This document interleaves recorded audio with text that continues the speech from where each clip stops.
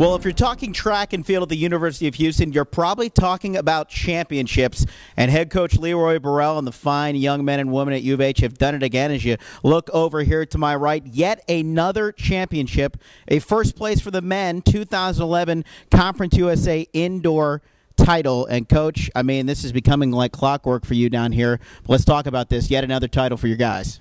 Well, we're real fortunate. We have a good situation here.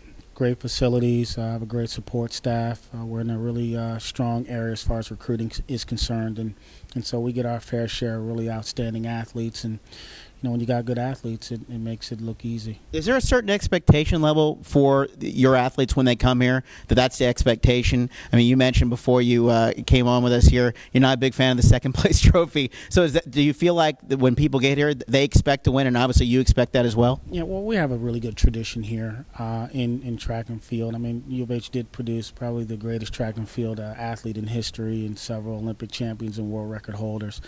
And not only that, I think among our administration too, there's an expectation that we're going to fight for a championship every year. Let's talk about some of the athletes and what they were able to accomplish during the indoor season. Maybe a couple surprises for you. Who would you say maybe surprised you in terms of their improvement throughout the season and what they were able to do?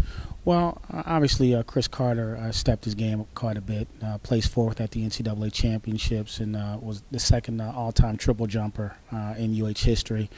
And really, of course, the names, the familiar names are Earl Nolan. We had a junior college transfer come in and perform really well, Kelvin Furlow. But generally our leaders led, and our guys who we expected to score were able to do so. As you transition now into the outdoor season, obviously it's more of the same in terms of what you hope to do at the conference level, but what's the biggest difference? Is there any difference from a training standpoint from anything your athletes prepare to do as they switch seasons? Well, generally you have to back off a little bit. You run on indoor tracks, especially ours. It really there's a lot of wear and tear on the body. You kind of would the equivalent would be like in stock car racing. When they go to a short track, the cars get banged up quite a bit. Well, it's the same with the body on the short track indoors. So with the men's team, we pretty much throttled back a little bit, rest a few guys, and we're going to prepare for a big push at the end of the season.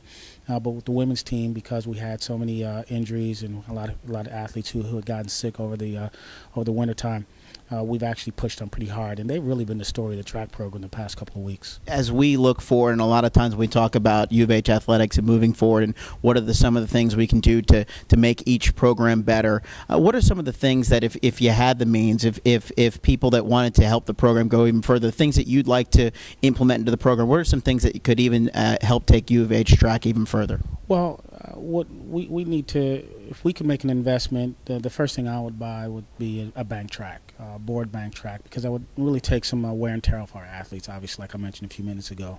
And it would allow us to stay home a little bit more and compete at a really high level here. It's really difficult to run fast on a flat track.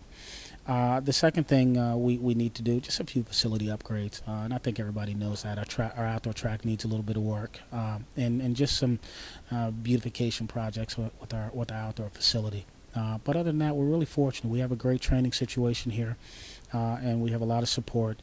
We have a good budget that allows us to do what we need to do, and you put that with the tradition that we have of recruiting solid athletes, and we've got a real good thing going here. Well, when you have a history as running as fast as Leroy Burrell, we're lucky enough to catch up with him this one time, and we look forward to even more championships coming your way right here at the University of Houston.